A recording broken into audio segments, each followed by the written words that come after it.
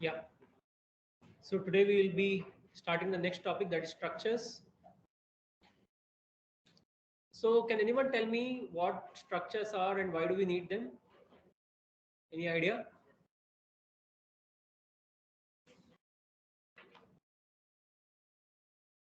Anyone? Have you heard of structures? So why do we need them? What is the difference between structure and an array? No, maybe you didn't hear. It's okay. So structures are basically heterogeneous data types.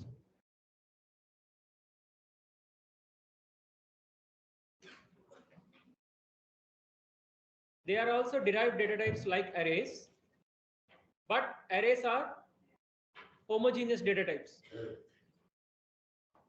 right? So this is one main difference between a struct and an array.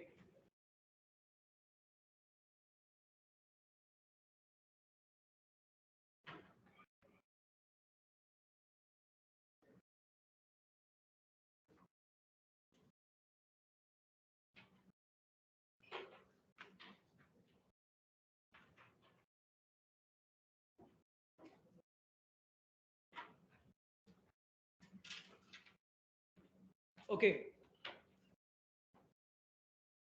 so why do we need these kind of data types like heterogeneous? So what do I mean by heterogeneous?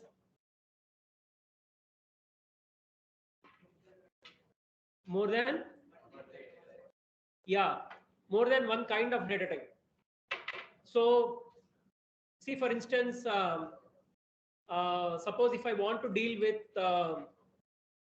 say 2D points, 2D coordinates like x and y. Each coordinate has uh, each point has xy coordinates, right? So suppose if I have to store these points in an array, how can I store? The only way is if I'm dealing with real number points, right? Real number line or real plane, then my points will be like floats. So I have an array of float. Uh, it can be size 100 or whatever.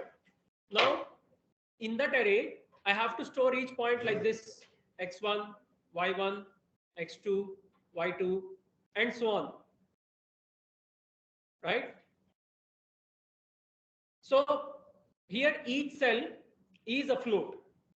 But in my mind, I know that the odd numbered elements represent x coordinates and the even numbered elements represent y coordinates. But technically, I want to see x1 and y1 together, x2 and y2 together as one unit, right? But here I cannot see like that. Here, all elements uh, are equally important or are equally grouped, right? So here there is no subgrouping like x1 y1 is one group, x2 y2 is one group, like that, right? So I cannot deal with both x1 y1 as a unit, right? So in this case, this is like an array whose size is 2n to store n points, right? But suppose I want to deal with you know a point like one unit, right? Because we speak of points like that. 2 points make a line, 2 lines make a plane, right? So for us to deal with something like that, we think in those ways, right? Or something as simple as suppose um, let's take the idea of a student. So if you take a student has many attributes: name, age, roll number, maybe height, gender, address, parents' name, all this. Suppose if the institute is storing your details, institute should store all these details. Now, all these details, they are stored in whatever format they are stored in our mind, the idea is that these details represent the attributes of one student, right? Similarly, we have many students and each student has all these attributes. Each student has a name, age, gender, um, address, roll number, whatever. All these things every student has. So I want to treat each student like a group, like a unit, right? I don't want to just have a separate array for each data type. Like I have an array for age of all students. Okay, so this is an integer array. So this array has ages of all students, and I have another array for names of all students. I have another array for um, address of all students, right? So in this, I need to make a link saying that, okay, the first element in the age array and the first element in the name array and the first element in the address array, all of them belong to one student. Second element in the name array, second element in the age array, second element in the address array, all of them belong to one student. Student number 2, something like that. So this is a very complex grouping which I am making in my mind, but I want the computer to treat this as one unit, not in my mind. Here the computer is treating the data types as one unit, age as one unit, name as one unit, address as one unit. I don't want to do like that. That is a syntactic unit. I want a semantic unit. Semantic unit is a student. There is some meaning to that. If you remember, difference between syntax and semantics is, syntax is the structure of whatever representation you're dealing with. Semantics is the meaning that structure has. Okay, so for me, a student is a meaningful entity, and this meaningful entity comes with some attributes. So I want to treat this meaningful entity as one unit rather than breaking it apart into slices and treating each of these slices as one unit. I don't want to treat each data type as one unit. There is no relation between address of one student and address of another student. There is no semantic relation between them, and there is no causal relation also between them. There is nothing, basically. They're just a group. They are grouped just because of their data type. They are not grouped because they have a relation with each other. But if I group name, age, address, gender, ID of a student together, they are all grouped because of some meaning, because they all refer to one entity. They all refer to one person. Okay, so this kind of a unit, actually, this is the beginning of object-oriented programming. Although C is not an object-oriented programming language, in object-oriented programming languages, you see something called a class. Okay, C doesn't have classes. The closest thing which comes close to class in C is struct. Okay, so there are some fundamental differences between struct and class. The main thing is struct cannot take functions as members. Class can take functions as members. It can take data types, it can take functions as members, and some of these members can be private, some of these members can be public. Many things are there. But the idea is, I can treat an object itself like a data type. That's a data type which I am defining. So I can define my own data type, right? And this data type has many members in it or many attributes in it. And this entire data type, this entire object is like one unit for me. So the ability to treat or to group multiple data types into one unit so that I can treat it like an object is the basis of object-oriented programming. Okay, so in C, we don't have all the features of object-oriented programming language. The closest thing which comes to class in C is struct, a structure. Okay, so a structure is also basically a user-defined data type.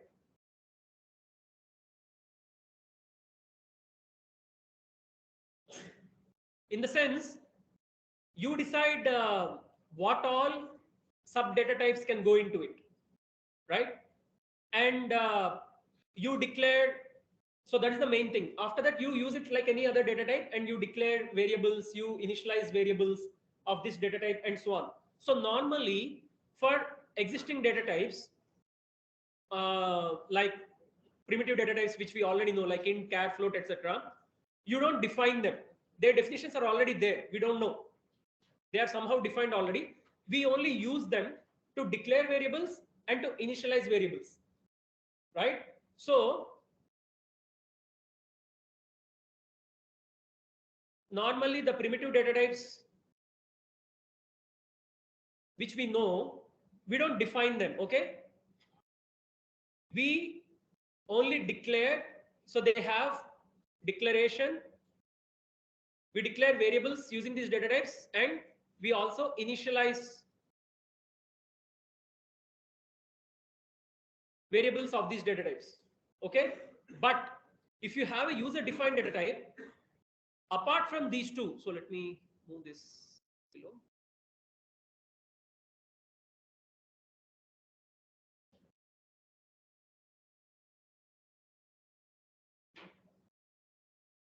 You will have these two also. So let me just copy them. You will have declaration and initialization, but you will have one more. Can anyone tell me what that is?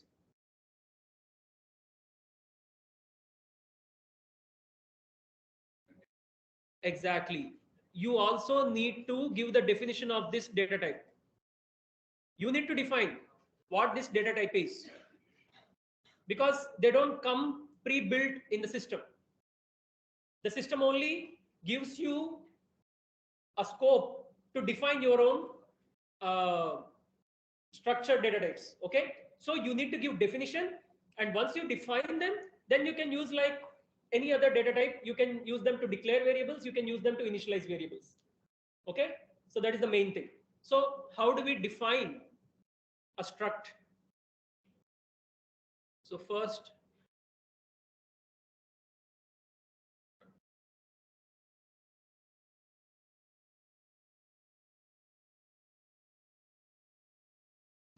so if we look at an example, suppose I say struct student. So this is speaking of a type called student. Okay, I am defining this data type.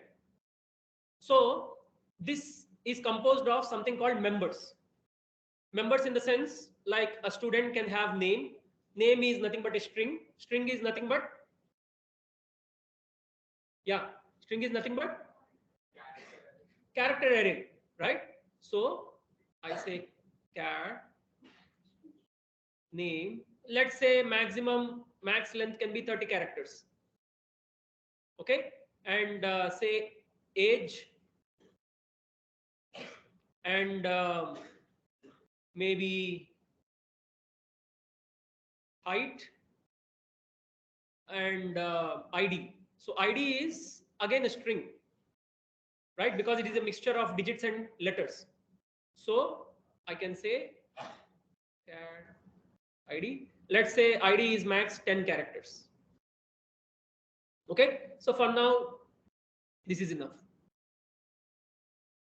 So this is the definition of a data type called struct student. This entire name is the data type name, like int, char, etc. This entire name is data type name. If you take only struct or if you take only student, it will not be a data type name, because there can be different kinds of structs. I can have struct student, I can have struct teacher, I can have struct parent, I can have a struct employee. So there can be different types of structs. So if I take only struct, then I don't know which data type I'm speaking of. I should say I'm speaking of the data type called struct student. This entire thing is my data type. Or I am speaking of data type called struct employee, right? So this entire thing is data type name, or this is data type.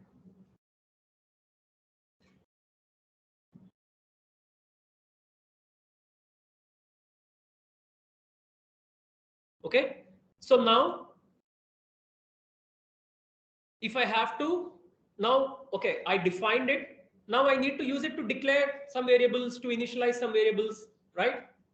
Okay, so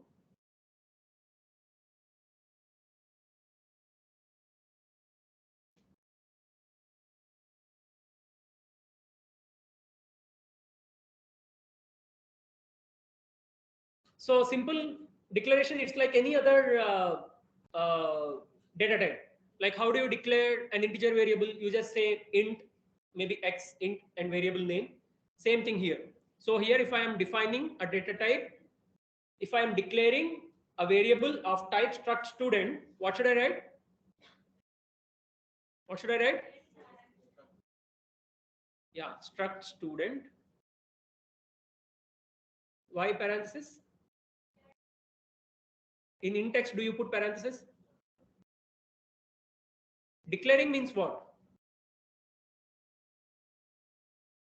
Declaring means you are just announcing or instantiating, some variable name of this type. So here all I need to do is struct student, maybe S1, or I can create some 3 students. That's it. It's like int xyz. That's all, right? So this is declaration or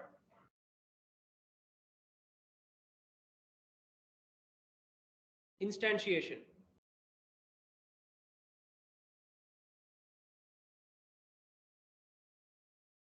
Right? Instantiation means you sort of announce the names of some instances of this type.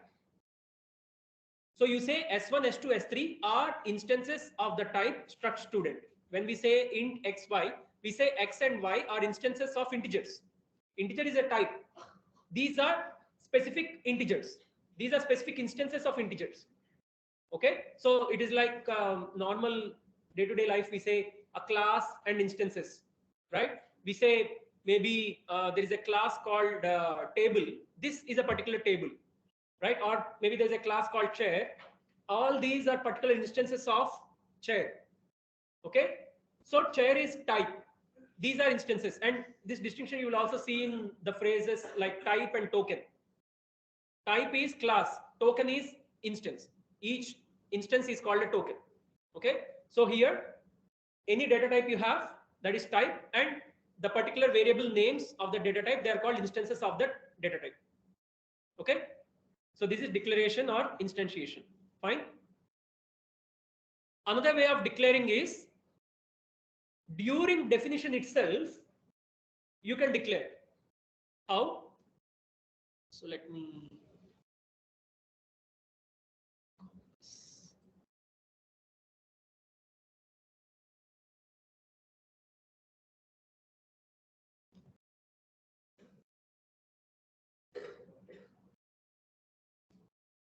so this is definition come declaration.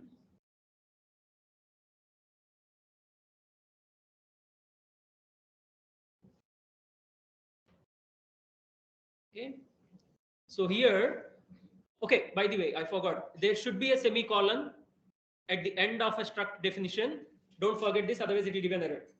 All right, for normally for any block we don't put a semicolon after the closing curly bracket, but for a struct it's not any block, it's a definition, so you have to put a semicolon after you close the struct. Okay, otherwise it will give an error. So suppose this is my definition, right? So sorry.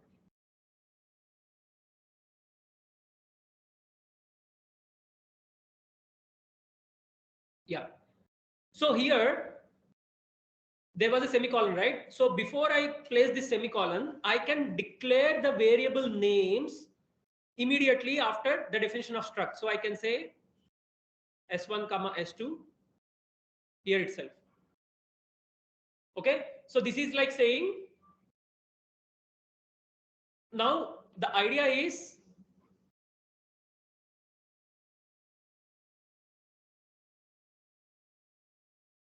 this entire thing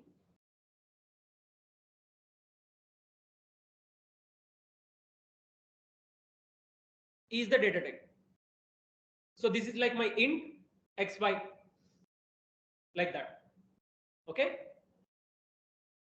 so you can either keep definition and declaration separate, or you can combine them. Fine. This is again similar to actually normal variables, we don't have definitions. We just have declaration and initialization. In this case, we have definition. So we can separate definition and declaration, or we can combine them.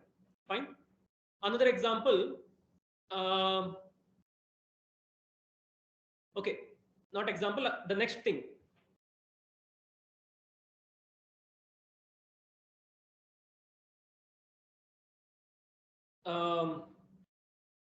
Initialization.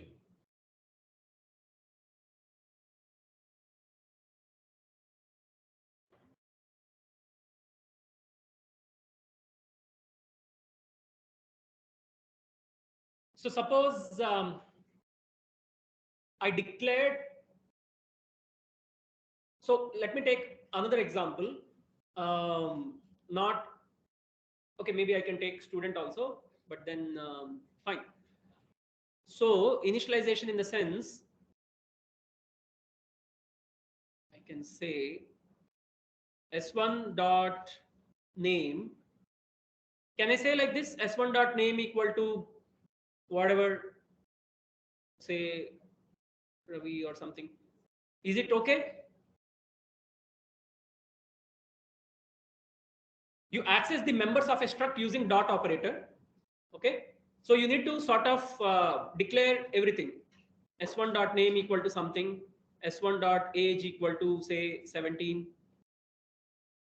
S1 dot height, maybe whatever, 5.8. S1 dot ID, some ID 1, 2, 3. But there is some problem in this. Can anyone tell me what? Double quotes? No, double quotes is not the problem. Huh? What? We are taking all the data types and defining them using a struct. What is the problem there? Huh? It is a char array. It is a string. So data type is not wrong there.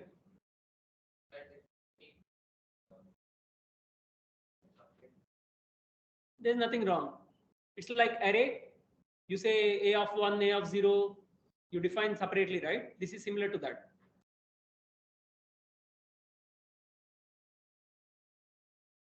You forgot. No. You forgot strings, huh? Huh? No. No. That is not the thing. You cannot initialize a string like this. You cannot say char a of 10 and a equal to hello. What should you do? Huh? Suppose if I separate declaration and initialization, then what do I do?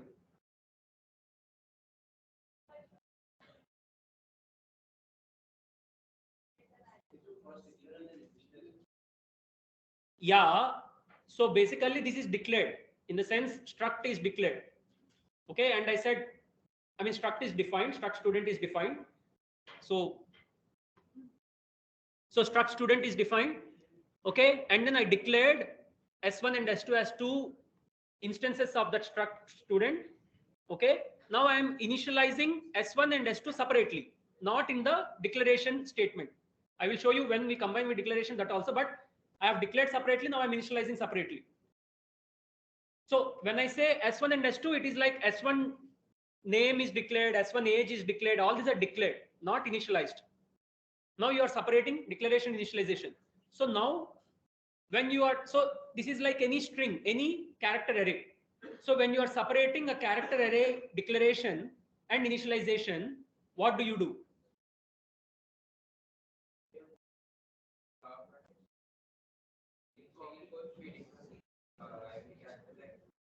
That is one way, but even that you can do only during declaration, not later. What he's saying, which you are also saying, like this Ravi, what he is suggesting is I give like this.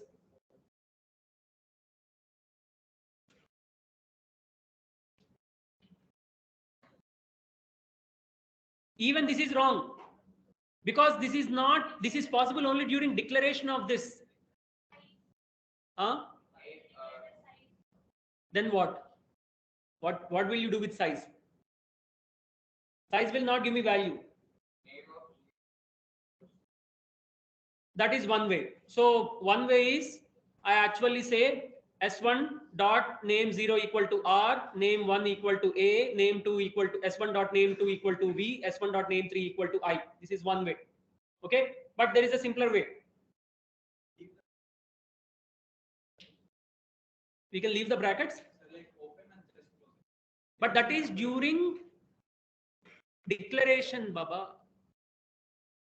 This is one way. So yeah, you see, this is not declaration, this is initialization. Right. String copy. You have to use string copy to initialize a character array in case you are initializing it later, not during declaration. But if you are initializing it later, then the only way, I mean, one way is like he said, character by character, a of 0, a of 1, a of 2, that is one way. But if you want to use it like a string, then the only way is you use string copy function. String copy s1 dot name and the string you want to copy into it. This is how you initialize the character array with a value, with a string. Okay. Similarly, here also we need to change ID.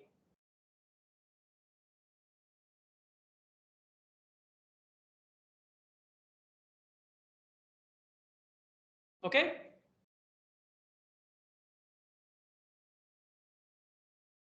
All right. Fine. Now I'll show you the method of initializing during declaration. Okay. So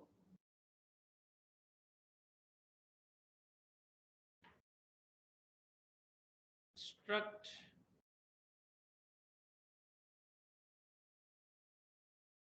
declaration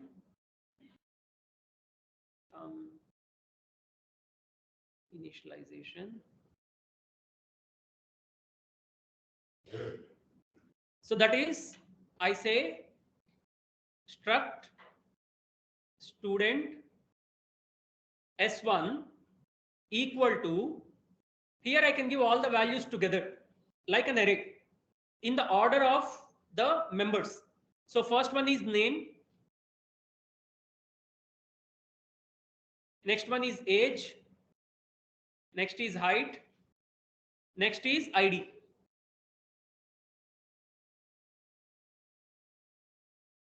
This is allowed. So imagine this is like an array. Here also all the elements are stored in contiguous locations. The only difference is the elements are of different data types. Okay. If we are declaring an array and initializing at the same time, then we can use this kind of list, right? We can give a list in the RHS. Similarly, if we are declaring if we are instantiating a particular struct object, then if we are initializing at the same time, then we can give this kind of array. Okay. But if we are separating them, okay, in the sense, if I am saying struct student s1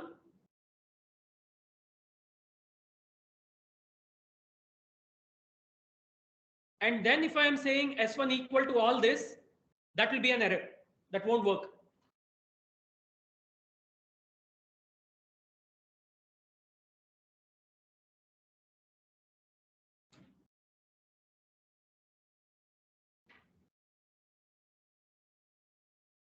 This is like any array, right? Suppose I say a of 4 equal to whatever in the list 1, 2, 3, 4 or int a of 4 equal to 1, 2, 3, 4. This I can do. But if I say int a of 4 done declaration, then can I again say a of 4 equal to 1, 2, 3, 4? No. I have to say a of 0 is 1, a of 1 is 2, a of 2 is 3. I have to give separately, right? So I can give a list only during declaration. If I'm separating declaration and initialization, I cannot give this list at once. I have to take each element and assign it. That's what we did in this case, where initialization is separated from declaration. Okay. But if initialization is put together with declaration, then I can give a list kind of a thing. Okay. So here you are separating declaration and initialization. So giving this list kind of a thing won't work. Fine. This is true for arrays also. This is true for strings also. This is true for structs also. All right. Now I'll show you a method where all three can be given together: definition, declaration, and initialization. Okay. Yeah.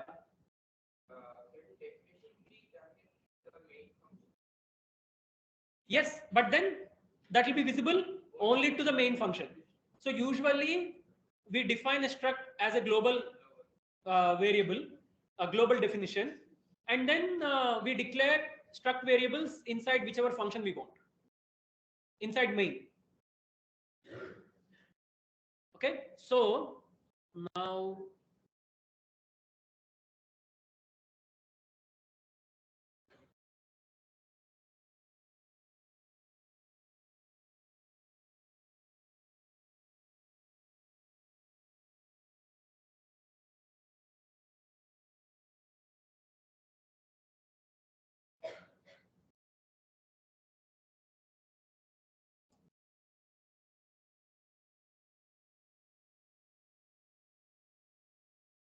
okay, so here let me take the struct definition. Yeah.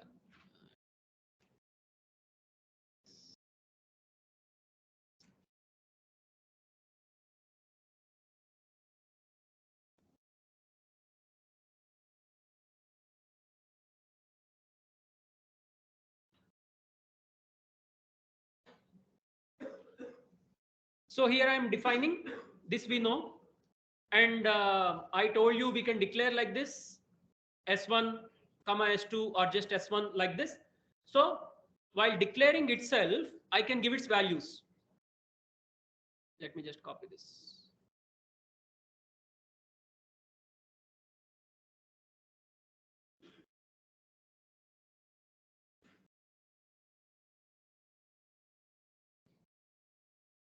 And I can have another struct instance without declaring. I can probably, without initializing, I can probably initialize it later.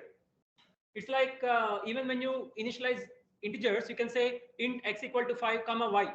X you can initialize, y you need not initialize. So it's not like every variable you need to initialize. So some variables I can initialize at the same time, or some I can choose to initialize later. If I'm initializing them later, then I cannot use this list format. I have to take element by element and initialize it. Okay, that is the difference. So you saw all three things. You saw definition, declaration, initialization. You saw all three of them separately. You saw definition come declaration together. You saw declaration come initialization together. You saw definition come declaration come initialization together. Okay. So all these formats are there.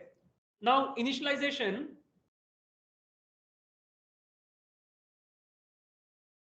it can also be given sort of, what do we say, element wise, in the sense, okay, let me take another example. Let me take simple example that will be quicker to discuss. So let's take the example of a point structure. Suppose I say struct point, and I say, right now I'm considering only integer points, although I can think of float points also. I'm right now considering only integer points, xy coordinates. Fine. Now I just declare it like this. Okay, defining, it's not declaration, sorry, it's definition. Now I write in my main function, I declare or I instantiate struct point variables. Okay, so I say you have to use the entire thing, struct point, not only point or not only struct. Struct point, say p1 comma p2. Okay, Now, one way is if I want to initialize, say P1 struct point P1 equal to say 1 comma 1 and P2 I will do separately. Now I can I do P2 equal to something maybe 0 comma 1? No, because I separated declaration and initialization, so I cannot do it. Here if I have to do, what should I do? P2, not P2 of 0. It's not an array. You have to give the member name. P2 dot x equal to maybe 0. P2 dot y equal to -1. This is one way. Okay. You can initialize either in the same line or separately. If you are initializing separately, then you have to take member by member. Okay. Or let me give another thing. P3. Here I can choose to give specific member wise initialization. I can say dot x equal to maybe 2, dot y equal to 5. And I can also say maybe P4 equal to, I can choose to give only dot y equal to 10. This is also fine. This kind of declaration is also fine. So this will help you to not worry about the order.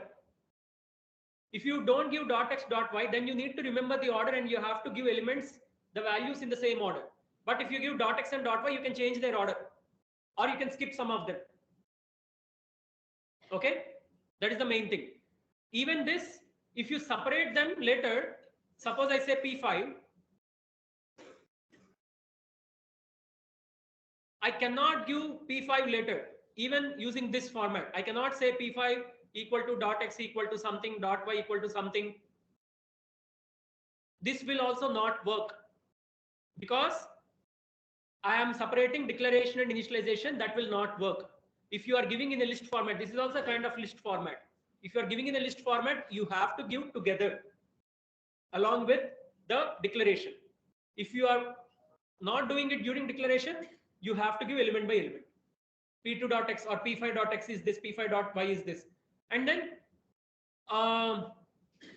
what you can do, suppose you want to scan from the user. What you can do, you can say scan. I don't usually put ampersand in pseudocode. You can just say scan P5 dot x. Similarly, scan P5 dot y. This is another way of taking values, right? You cannot take the entire struct in scan. You can't say, okay, scan P5. No, it won't work. You have to take element by element.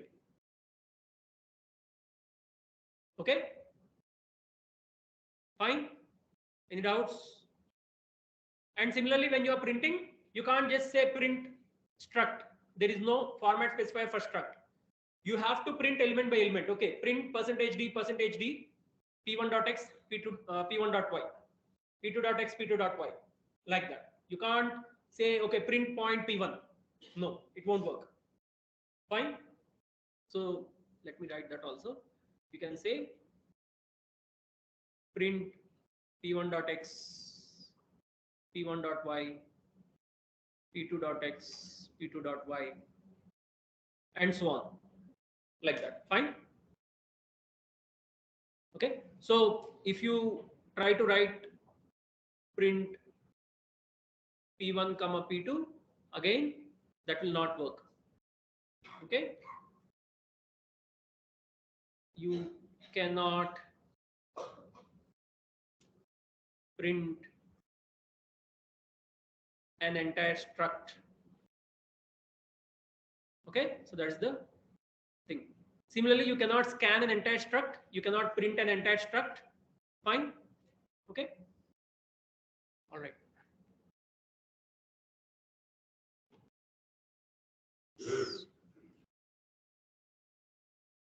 Okay. Now, suppose every time I don't want to write this entire thing, struct student, struct student, struct student. I don't want to write this entire big data type name. Okay. So what I can do, I can use a shortcut or a shorthand name for that. So for that, the command is called typedef. So typedef, what it does, it takes a data type and gives an alias for that, a shorthand notation. So I can say typedef struct student, maybe st. I can just say st, which means whenever I use st, it means struct student. Or usually what people do, they use the same name as the alias.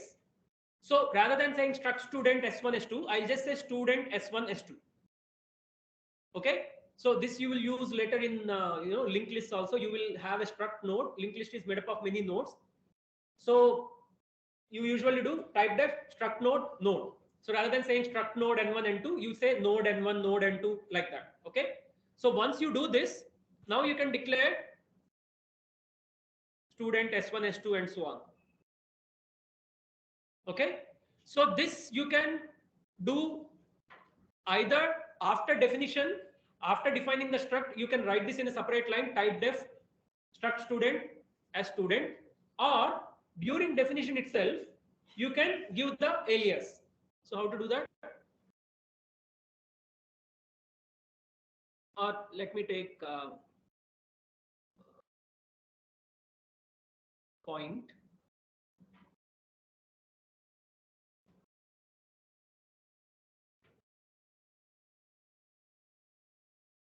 So here during definition itself, I want to give the alias. So here I say typedef. After this entire definition, I say point. Okay. Anything is fine.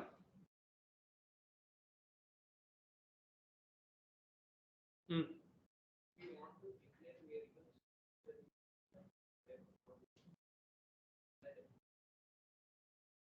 If you want to declare variables after using typedef like this, like now point is the synonym for struct point.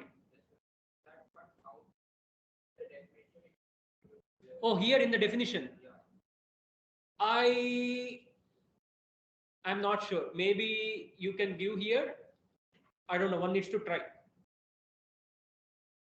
I never tried, but I don't know if you can combine both. But maybe we can try if time is there. Otherwise, you just check it on your own. Okay. So if you are giving a shorthand or a synonym for a data type, that is separate. If you are not giving typedef, if you are giving some name here, then that is assumed to be a declaration, not a synonym. Okay. In the previous case, what did we do? We said struct student s1 here itself. Okay. Here s1 is not taken as typedef. S1 is not taken as synonym. S1 is taken as an instance of the type struct student. Okay. But if you put typedef before this, then what you write here will be taken as the synonym for the data type. Okay. Instances like he asked, we need to test. Okay. Fine. So this is done.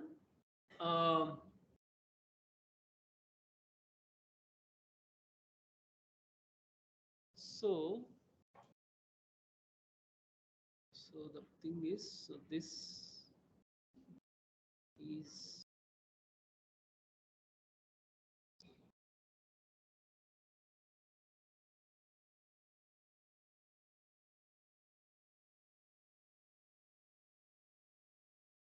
okay.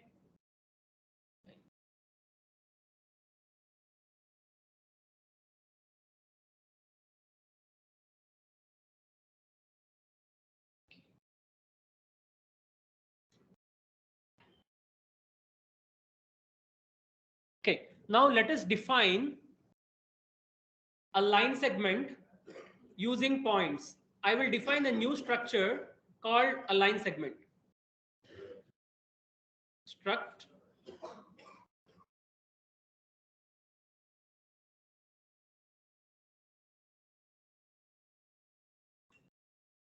okay, so line segment is made up of 2 points, right? So what should I write here? What?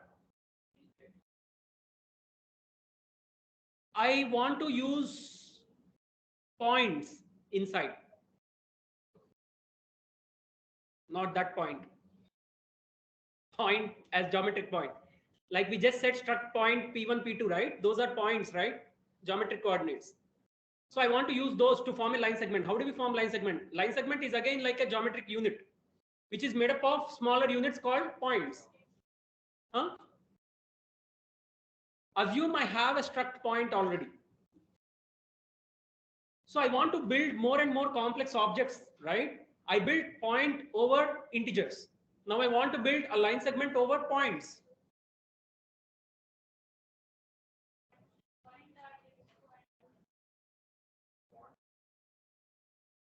Why there is so much confusion? Use a struct as a member of another struct.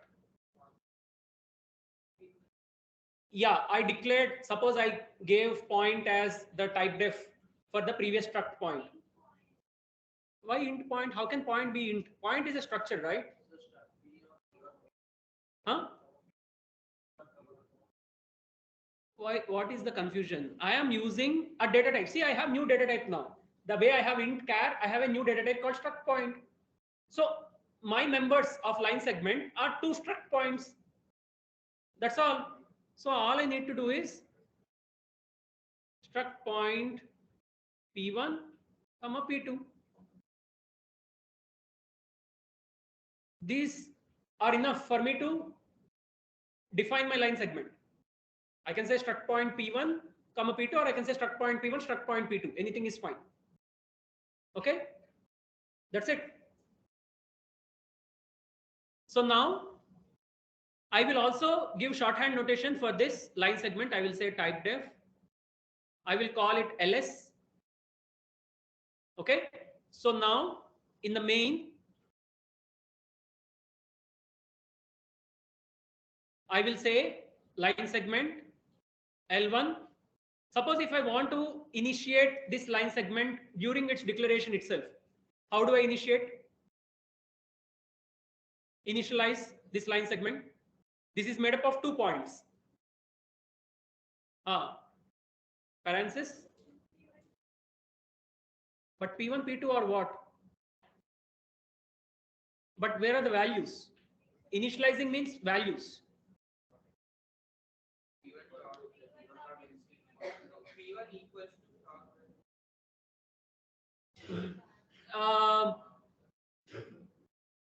See, now one more thing. P1 and P2, which are inside the line segment, are different from the P1, P2, which are defined just like struct point P1 and P2. It's like, suppose I say int xy in my main. That xy is different from int xy inside struct point.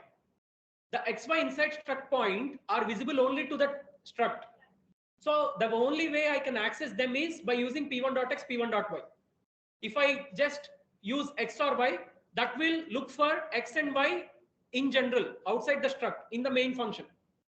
Okay, so x and y inside the struct should be accessed using the struct. Similarly, P1 and P2 inside the line segment should be accessed using the line segment. Okay, so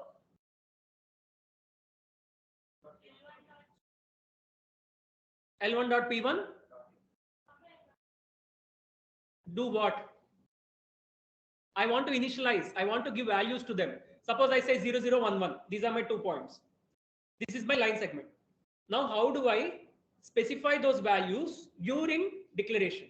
See, one way is I say L1. Okay, I say L1 right now. One variable I declared. Now what I say, if I have to use now I separate the declaration. Now if I am doing initializing, I have to take member by member. That will also not work. L1.p1 equal to 0, 0 will not work because p1 is sort of declared already. So you have to go to each member of p1. Exactly. You have to say L1.p1.x is 0, L1.p1.y is 0, L1.p2.x is 1, L1.p2.y is 1. Okay.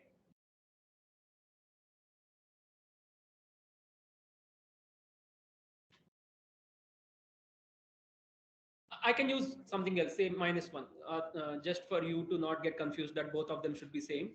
0, 2, 1, -1. Okay. Now, another way, I will initialize during declaration itself all the points of L2. I'm using another line segment L2. Say it is 1, 2 and 2, 3. Okay. So that is nothing but it is like a 2D array. So all you need to do is 1, 2, 2, 3. This is another way of initializing if you know it already. Okay.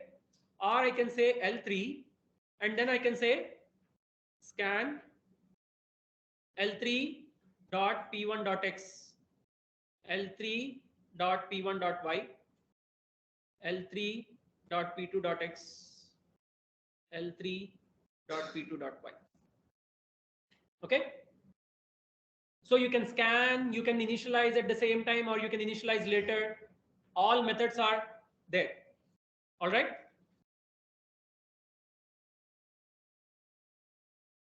Okay. Now suppose I want to initialize an array of structs. Like we can initialize array of integers, not initialize, suppose just declare. Okay. How do I declare an array of structs? Say I want an array of 100 struct points. How do I write it? Again, you are leaving out the point. Struct. Why struct dot point? Why are you people getting so confused? I gave you a clear, simple thing. Always, whenever you're confused, just translate it into something you already know. If I have to declare an integer array of size 100, what do I write? Int a of 100. If I want to declare a struct point array of size 100, what do I write?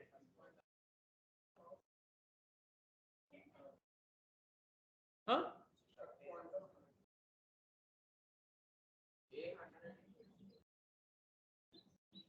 What, yeah? Just replace int with struct point. No. Why are you getting so confused? Struct point a of 100.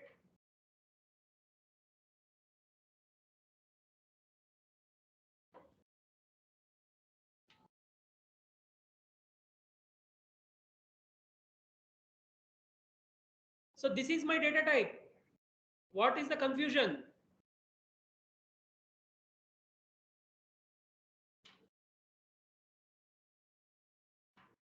That's it, right? Not struct point, bracket 100, then some array name. Why all this? In place of int, char, etc., you are giving your data type name. That's it. Okay. So let's stop here.